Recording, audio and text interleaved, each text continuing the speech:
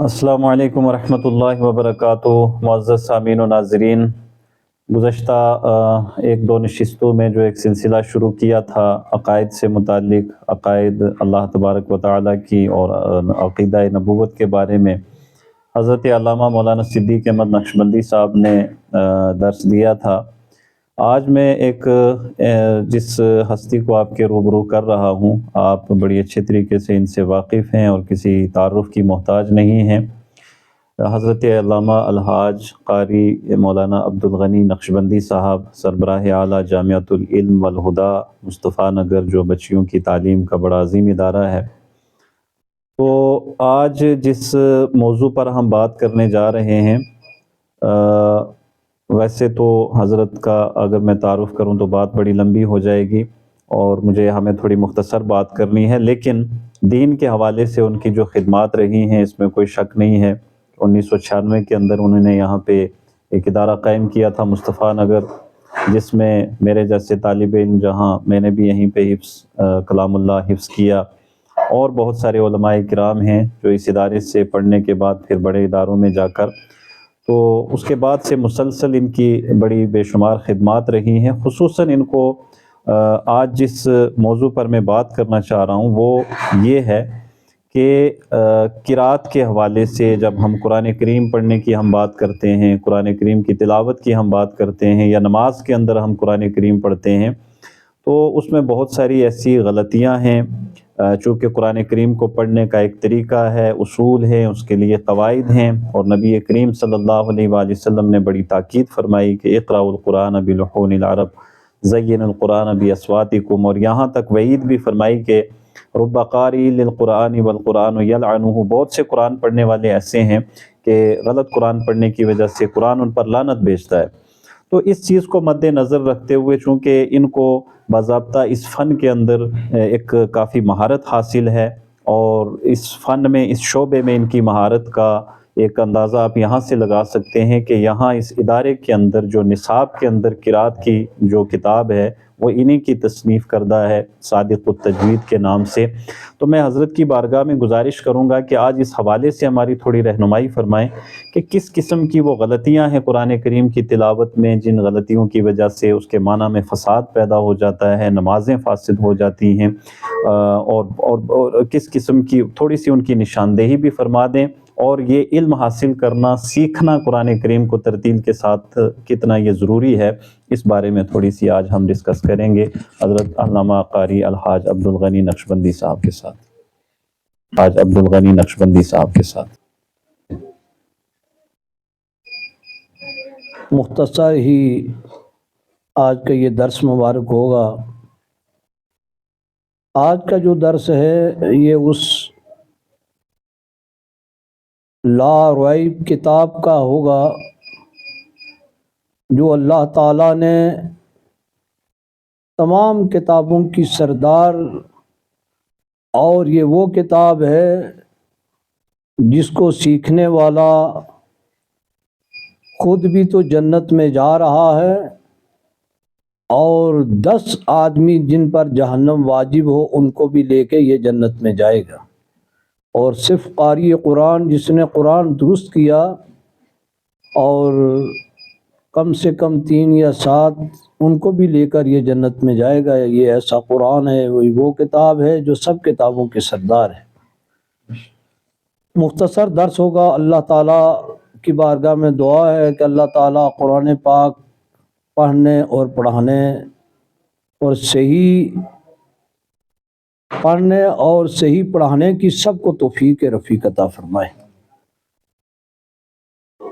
نحمدہ ونصلی علی رسولہ الکریم، اما بعد، فاعوذ باللہ من الشیطان الرجیم،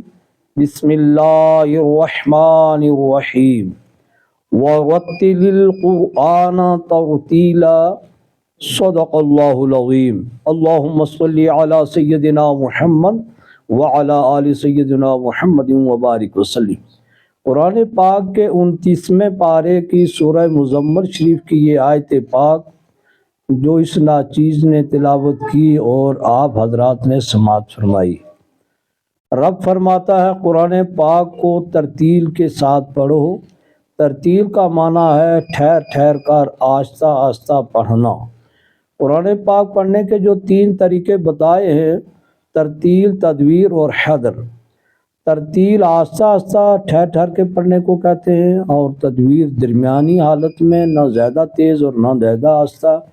اور حدر اتنی روانگی سے پڑھے کہ مخارج حروف کا جاننا اور مدات وغیرہ ہر چیز کا خیال رکھنا بہت ضروری ہے۔ اس کی جو تعریف سیدنا مولا علی رضی اللہ تعالیٰ عنہ نے بیان فرمائی ہے، وہ فرمایا کہ تجوید الحروف اور معرفت الوقوف، قرآن پاک کے حرفوں کو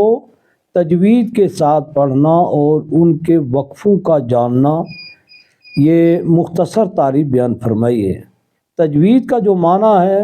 قرآن پاک کے ہر حرف کو اپنے مخرج اور صفات عارضہ اور لازمہ کے ساتھ ادا کرنا، اور کہاں رکنا ہے کہاں نہیں رکنا ہے، رکیں گے تو حرف کو کیسے ادا کرنا ہے، ان چیزوں کا خاص خیال رکھنا بہت ہی ضروری ہے۔ مختصر آج کا جو درس ہوگا، یہ توجہ سے آپ نے سماعت فرمانا ہے۔ قرآن پاک میں جو 2 غلطیاں ہیں، ان میں ایک جلی ہے اور ایک خفی ہے۔ جلی جو ہے، یہ پڑھنے والا ایمان سے بھی خارج ہو جائے گا، جو اس کو ادا نہیں کرے گا جلی کی حالت میں چلا جائے۔ حروف اور حرکات کا تبدیل کرنا، اور حروف کو گھٹانا اور بڑھانا، کہاں رکنا ہے اس کو کیسے ادا کرنا، متحرک کو ساکن کر دے، ساکن کو متحرک کر دے، اور ایک حرف کو دوسرے حرف میں تبدیل کرنا، اس کو لحن جلی کہتے ہیں۔ اور یہ نماز بھی اس کی چلی جائے گی، اور خاص کر کے ہمارے اس دور میں ائمہ جو ہیں،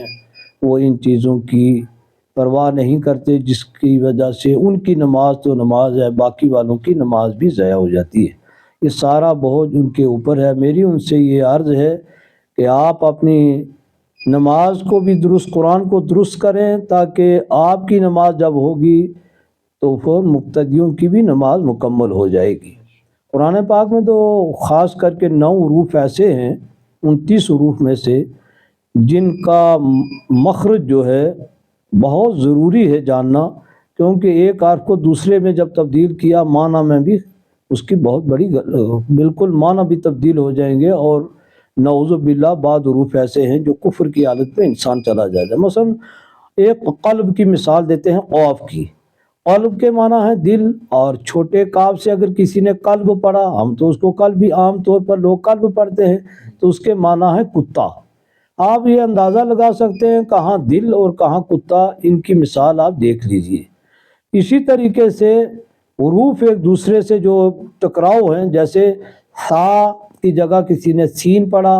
حا کی جگہ ہا پڑھا، لال کی جگہ زا پڑھا، صاد کی جگہ سین پڑھا، واو کی جگہ دال پڑھا،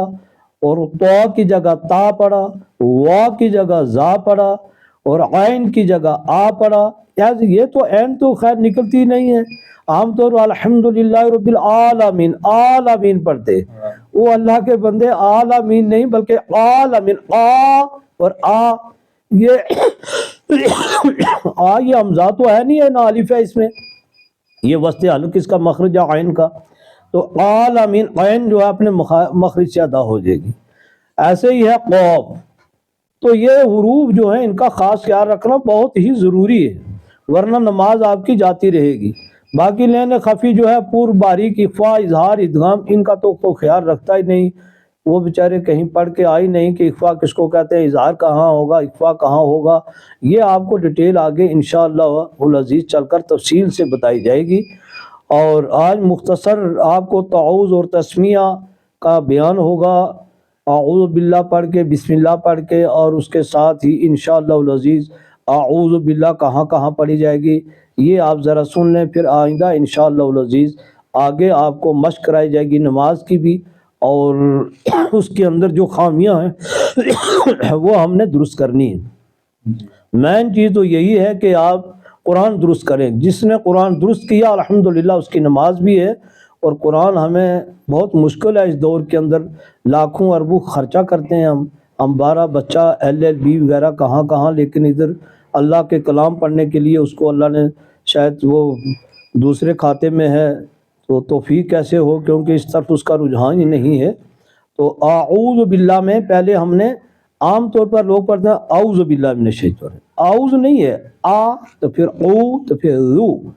اعوذ باللہ، باللہ لفظ ہے تو باللہ کے لام کو باریک کرنا ہے اور لفظ اللہ کے لام کو ایک الف کے برابر کھینچنا ہے، اس میں حرف مد الف ہے۔ من الشیطان، تو لفظ ہے نہ کہ من الشیطان، اس کا خاص کیا رکھنا ہے، تا نہیں ہے۔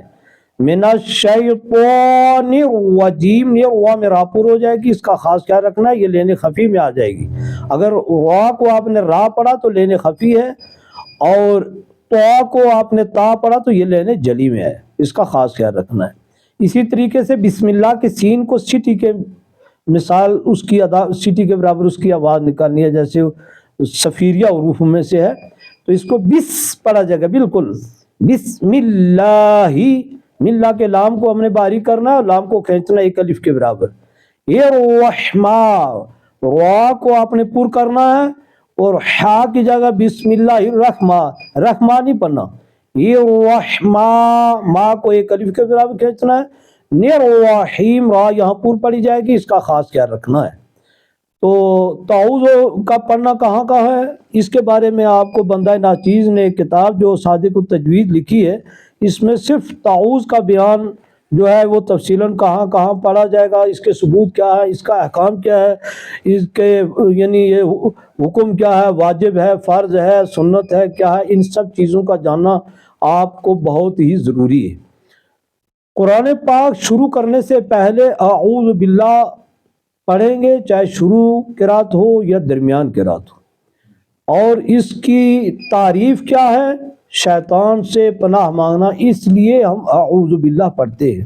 اس کا ثبوت کہاں سے ہے، قرآن حکیم سے ہے، بسم اللہ الرحمن الرحیم، فَإِذَا قَرَأْتَ الْقُرْآنَ فَاسْتَعِذْ بِاللَّهِ مِنَ الشَّيْطَانِ الرَّجِيمِ۔ جب تم قرآن قرات پڑھو، قرآن پاک پڑھو، پڑھنا چاہو تو اعوذ باللہ پڑھ کے پڑھو، یہ نہیں ہے کہ اعوذ باللہ چھوڑ کے تو آپ، اس کا ثبوت ہے پورا قرآن حکیم کے اندر۔ اس کا حکم کیا ہے، یہ مستحب ہے اور اہمیت کے اعتبار سے یہ ضروری بھی ہے۔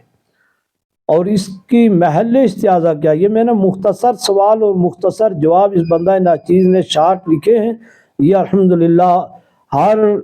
دانشور حضرات سے یہ گزارش ہے، اس کتاب کو لیں اور خود بھی پڑھیں، اور اس کا مختصر، آپ کو کوئی مشکل بھی نہیں، آسان طریقے سے یہ لکھی گئی ہے۔ اس کی جگہ کہاں ہے، یہ ہے ابتداء قرات، جب قرات شروع کی جائے تو اس کی جگہ یہ ہے اعوذ باللہ کی۔ اور اس کے الفاظ جو ہیں اعوذ باللہ من الشیطان الرجیم، یہ ہے۔ کیفیت استعاذہ کیا ہے، کہتے ہیں کہ یہ تابع قرات ہے، اگر ہم قرات بلند آواز سے پڑھنا چاہیں تو اعوذ باللہ بھی بلند آواز سے پڑھیں گے، اگر وہ آہستہ سے قرات پڑھیں گے تو اعوذ باللہ بھی آہستہ سے پڑھی جائے گی۔ اللہ تعالیٰ آپ کو جزائے خیر عطا فرمائے۔ آئندہ انشاءاللہ موقع ملا تو ہم تفصیل، کیونکہ ٹائم کم ہے تو پھر موقع ملا تو زندگی رہی تو ہم تفصیل سے